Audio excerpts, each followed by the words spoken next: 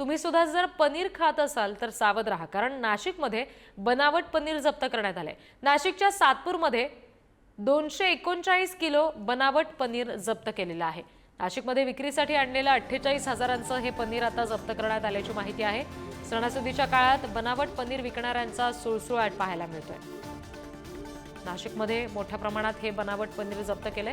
48,000 रुपये या सगळ्याची अंदाजे किंमत आहे। सणासुदीच्या काळात अशा पद्धतीनं बनावट पनीर बाजारात विक्रीसाठी येत असताना त्याच्यावरच कारवाई केलेली आहे।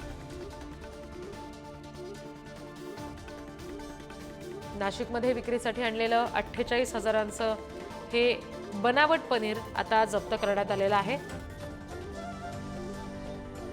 सणासुदीच्या काळात अशा पद्धतीनं हे 239 किलो बनावट पनीर जप्त करण्यात आलेलं आहे। मोठी कारवाई अन्न आणि औषध प्रशासनाने केलेली आहे।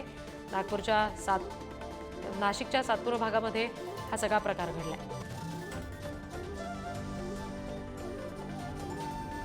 आणखी तपशील घेऊया प्रतिनिधी किरण ताजणे यांच्याकडून। किरण, या सगळ्या कारवाईनंतर आता अन्न आणि औषध प्रशासनाने आणखी काही माहिती याबाबत दिली आहे का? नागरिकांना कुठल्या सूचना याबाबत दिल्या आहेत का?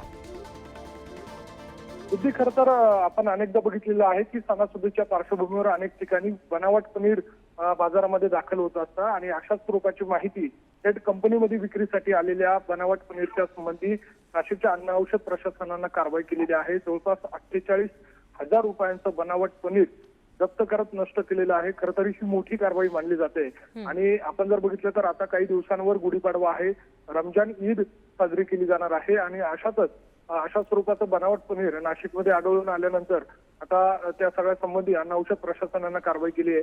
येत्या काळामध्ये आणखी कठोर कारवाई करण्याची तयारी देखील अन्न औषध प्रशासनानं दाखवलेली आहे। मात्र नागरिकांनी या सगळ्या काळामध्ये बनावट पनीर ओळखूनच त्याबाबतचं खरेदी करावं अशा स्वरूपाचं आवाहन देखील अन्न औषध प्रशासनाकडनं करण्यात आलेलं आहे। मात्र त्या सगळ्या दरम्यान नाशिकच्या सातपूर परिसरामध्ये ही कारवाई करण्यात आल्यानंतर आता बनावट पनीरची मात्र जोरदार चर्चा सुरू झाली आहे। जी, धन्यवाद सगळ्या तपशिलांसाठी किरण।